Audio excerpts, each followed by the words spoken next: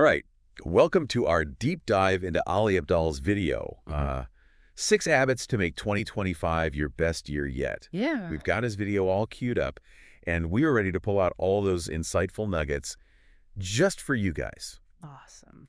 Now, you probably already know Ali, right? Yeah. From his YouTube channel, maybe you've even read his book. But for those who haven't heard of him, he's this productivity whiz. Definitely. And he's also, a doctor, an entrepreneur. Right? I mean, talk about a busy guy. Yeah, he seems to have it figured out. He really does. He's all about balancing, getting stuff done, but also enjoying life. Yeah. Which I think is something we can all, relate to. Yeah, for sure. He talks about the 5 Fs. Right. Fun, fulfillment, flexibility, freedom, and finance. Those are good ones. I know, right? Who wouldn't want more of those? Definitely. And that's kind of what sets the stage for these 6 habits that he talks about in the video. Absolutely. So it's not just about, being productive just to be productive. It's about really creating a life, designing a life that aligns with, what you want. For sure. Yeah, like what actually matters to you. Exactly. And I think that's what's so cool about this framework is that it's really about aligning your actions with your values. Yeah, so let's dive into that first habit because I'm really curious about this one. Okay, yeah. It's called quarterly quests. And it kind of flips the whole goal setting thing on its head, right? Yeah, it does. Instead of making these huge annual goals, it's all about focusing on these shorter 90-day periods. 90 days, yeah. So why the shift? What's the big idea here? Well, think about it, right? You set these big goals at the beginning of the year, and then life, happens. Oh, yeah. You get so caught up in the day-to-day, and then before you know it, it's June, and you're like, wait, what were my goals again? Totally. They just kind of fade into the background. Totally. They're out of sight, out of mind. Yeah, exactly. And that's where these quarterly quests come in. Because when you break it down into these, shorter chunks, it's it feels more manageable. Right, bite-sized pieces. Yeah, you can literally visualize, the whole quarter on one sheet of paper. Oh, I like that. That's a good visualization. Yeah, and so it doesn't feel as daunting, and it feels a lot more, achievable. It's like that saying, how do you eat an elephant? One bite at a time. Exactly. Yeah, and it's not just about being focused. It's also about that adaptability. Yeah. What you were working on last quarter might not be relevant anymore. Right, things change. Things change, Yeah. and you might find new opportunities along the way. Right. And so having these shorter time frames allows you to adjust your course without feeling like you're, completely derailing. It's like built-in agility for your goals. Exactly. I like it. Yeah. So we've got these quarterly quests, but how do we actually stay on track with them, right? That's a good question. Even 90 days, I feel like could slip away if I'm not careful. Yeah. So what's the secret sauce there? Well, that's where habit number 2 comes in. Right. And this is the weekly review. Ah, yes, the weekly review. Yeah, sometimes he calls it the weekly reset. Okay. But basically, every productivity guru out there talks about this. Yeah, it's like a staple. It is, yeah. But how does it tie into this whole quarterly quest thing? Well, it's the glue that holds everything together. Okay. It's how you actually stay on track. So Ali actually incorporates these progress checks for his quests into the weekly review. Oh, interesting. So it's not just about looking back and planning ahead. It's about making sure those bigger goals are staying top of mind. Right. So it's like built-in accountability. Exactly. You can't just ignore them. You have to confront them. Right. Every week you're asking yourself, how am I doing? Yeah. Am I on track? Do I need to adjust? Yeah. Okay. And how long does this whole review process usually take? Well, Ali suggests keeping it to 15, 20 minutes. Okay. Not too bad. Yeah, super manageable. And he even admitted in the video that he forgot about his own quests. Yeah, he did. After skipping a few weeks. I know. It's even the experts need these systems. Totally. It's so easy to let those good habits slide. Oh, yeah, for sure. Okay, so we've got our quarterly quests. We've got our weekly reviews. Yeah.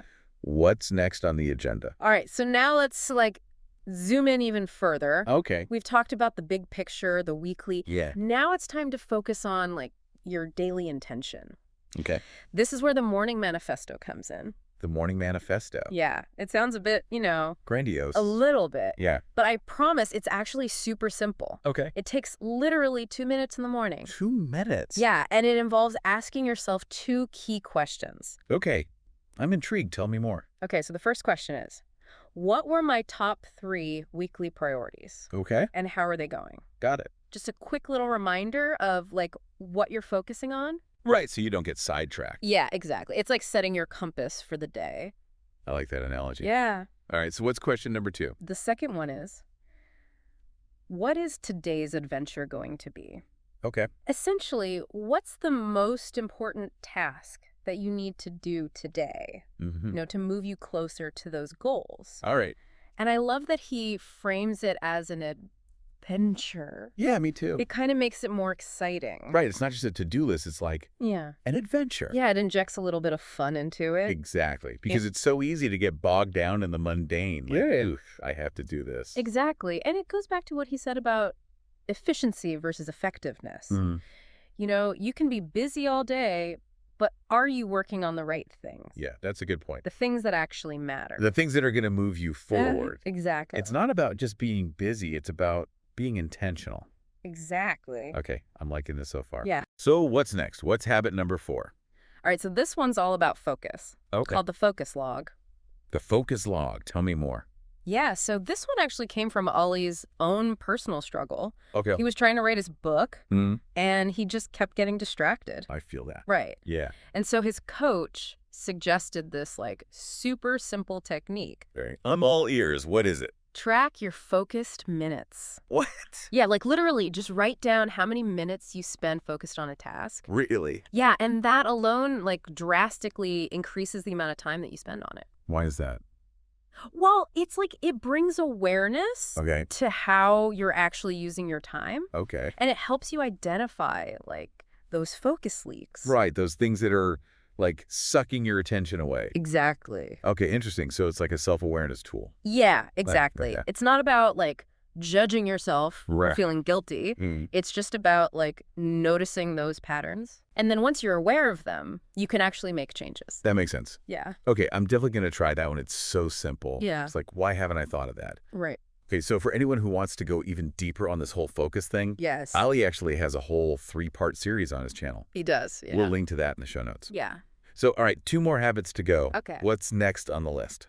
This one is all about social connection. Oh, okay. It's called standing order social events. Standing order social events. I've never heard of that before. Yeah, it's a pretty cool concept. Okay, break it down for me. So basically, it's about scheduling regular social interactions into your life, Okay. but in a way that's, like, effortless. Okay. It's not like you have to, Scramble to make plans. Exactly. It's not like last minute. Okay. The idea is that you have a recurring event in your calendar. Like, it's a fixed time and place. Okay. That just happens no matter what. Oh, I like that. So it's like a standing date, Yeah, exactly. but with friends or family or... Could be anything, yeah. Okay. Could be like a weekly brunch with your friends or a monthly book club meeting. Right.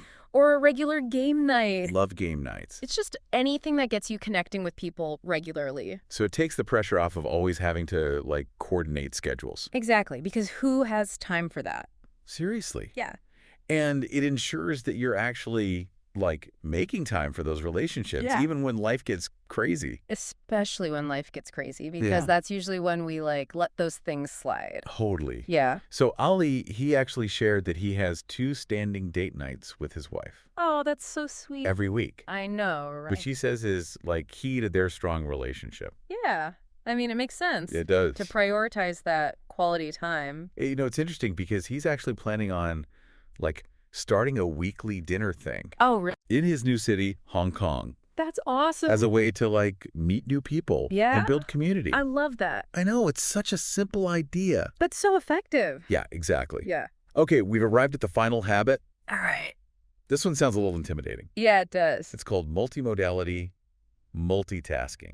Try saying that 5 times fast. I know, right? Yeah. Okay, break it down for me. What in the world is that? So essentially, it's about finding ways to do 2 things at once, Okay. but only when those tasks engage different modalities. Okay, so, like, what does that mean? So, like, you're not trying to focus on 2, like, cognitively demanding things at the same time. Right, so not like responding to emails while writing a report. Exactly. That's a recipe for disaster. Yeah. Yeah. So multimodality, multitasking would be more like Well, listening to an audiobook while you're doing laundry. okay. Or like having a walking meeting while you exercise. Okay, so things that use different parts of your brain. So you're not, like, overloading one part. Right. Okay, so it's about like leveraging those pockets of time Yes. that would otherwise be dead time. Exactly. Okay, I can get behind that. Yeah, and Ali actually uses an app that he created Okay. called VoicePal.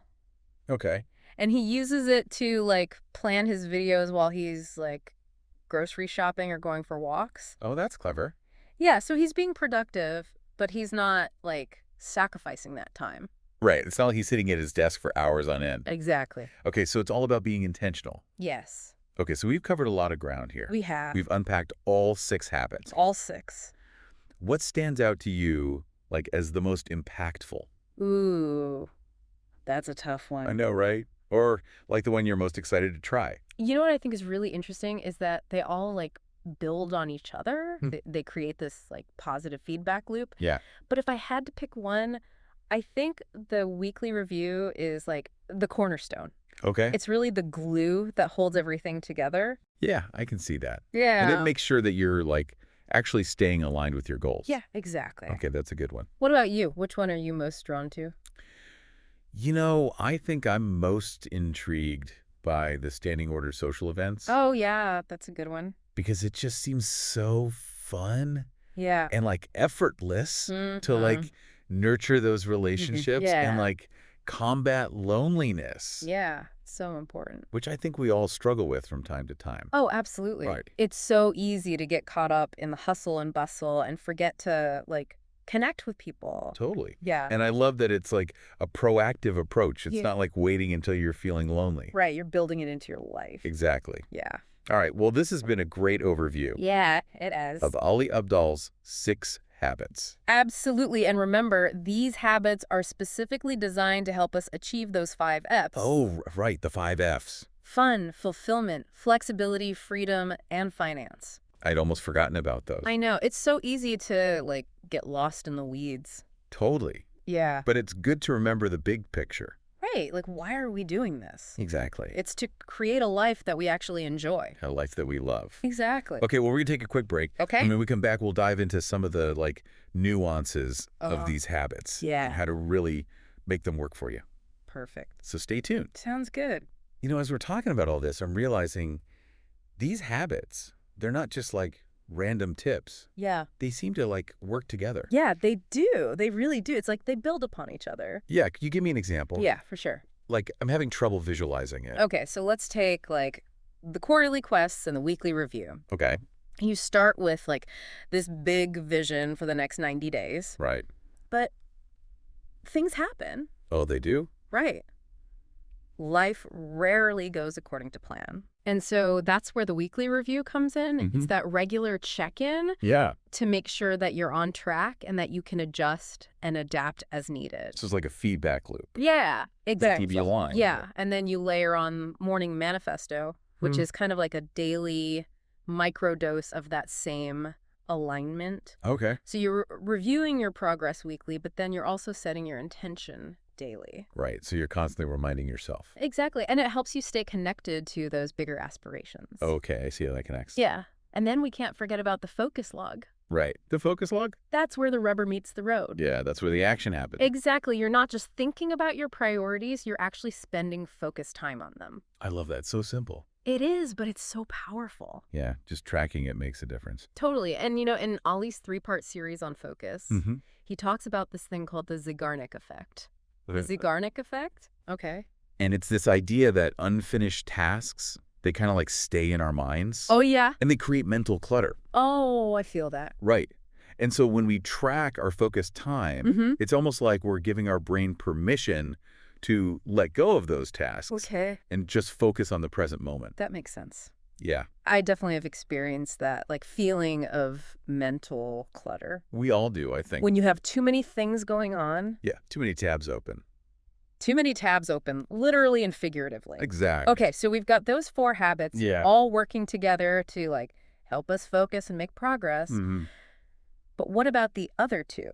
Right. The standing order social events and the multimodality multitasking. Yeah, those are equally important, Okay. but in a different way. Okay. They're not directly related to productivity, but they support our overall well-being. Right, because if you're not feeling good, Yeah, you're not going to be productive. Exactly. It's all connected. It's all connected. Okay, so with the standing order social events, Yeah. it's about nurturing those relationships. Yeah, and combating loneliness. Yeah, which is so important. It is. It's like we're giving ourselves permission to have fun. Yeah, and to prioritize those connections. Which can be hard to do. It can be. When we're so focused on, achieving and doing. Right. But it's so important. Yeah, and Ali, he had those standing date nights with his wife. Yes, he did. It was so sweet. It was such a good example. And he's even starting that weekly dinner thing in Hong Kong. Yeah, he is. To connect with new people.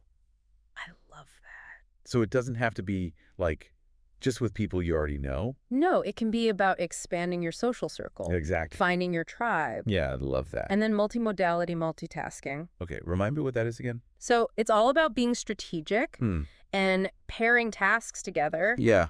That use different modalities. Right, so not trying to do two things at once that require, like, a lot of brain power. Exactly. No more emailing and report writing at the same time. Nope, not a good idea. It's about using those pockets of time that we often overlook. Like commutes. Commutes, workouts, chores.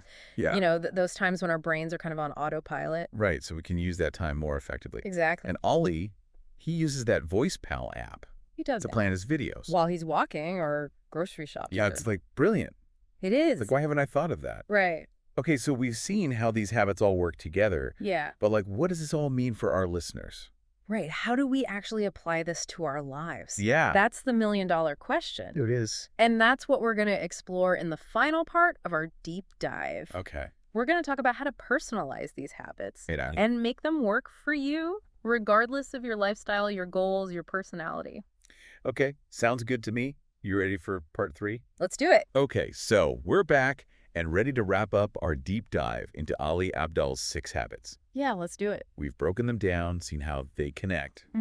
But now the big question is, like, how do we actually use all this? Right. How do we take it from theory to practice? Exactly. How do we make it work in our own lives? That's the key, isn't it? And the beauty of it is that there's no one right way. Okay. It's all about finding what works for you. So personalization is key. Absolutely. It's not a one-size-fits-all kind of thing. Okay, so where do we even start with that? Well, I think a good place to begin is with those 5 F's that Ali talked about. Right, the fun, fulfillment, flexibility, freedom, and finance. Exactly. What do those look like for you? Yeah, good point. It's easy to get caught up in the, like, mechanics of the habits. Yeah. And forget about the bigger picture. Totally. We need to start with the why. The why, exactly. What are you actually trying to achieve with all of this? Okay, so once we have that clear vision, then we can start to see how these habits can fit in. Exactly. It's like having a roadmap. Okay, so for example, let's say someone's priority is spending more time with family and friends. Okay. You know, that fun and fulfillment piece. Yeah. Then maybe the standing order social events habit is a good one to start with. Makes sense, right? It's about creating those built-in opportunities for connection. Exactly. Or if someone's feeling super overwhelmed, maybe they're lacking that freedom. Yeah. Then perhaps the weekly review or the focus log could be a good starting point. Totally, because those are all about creating clarity and structure. Right. So it's about choosing the habit that feels most relevant. To your current needs and aspirations. To where you're at right now. Exactly. And it's important to remember, you don't have to do all 6 habits at once. Oh, absolutely not. Start small. Yeah, pick one that feels manageable. Yeah, and focus on making it a habit. One step at a time. Exactly. And then once that's solid, you can add another one. It's like building a muscle. Right. Perfect analogy. You don't go to the gym and try to lift the heaviest weight right away. Nope. You start gradually and build up your strength over time. Exactly. And just like with exercise, consistency is key. Absolutely. It's those small, sustainable changes that make the biggest difference over time. And being kind to yourself along the way. Yes. So important. You know, there will be days when you slip up. Oh, for sure. We're all human. It happens. It happens, but it's not about perfection. It's about progress. Exactly. Just keep going. And if a habit isn't working, you can always adjust it. Of course. Or even let it go altogether. Right. It's your life. You get to decide. It's about finding what works for you.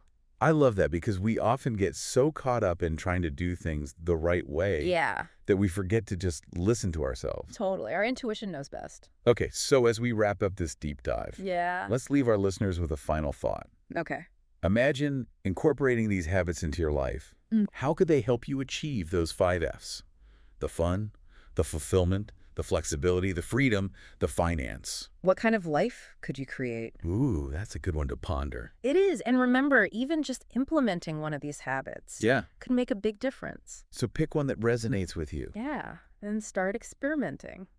Awesome. Well, thanks for joining us on this deep dive. Yeah, thanks for having me. And until next time, keep learning, keep growing, and keep creating that life you love.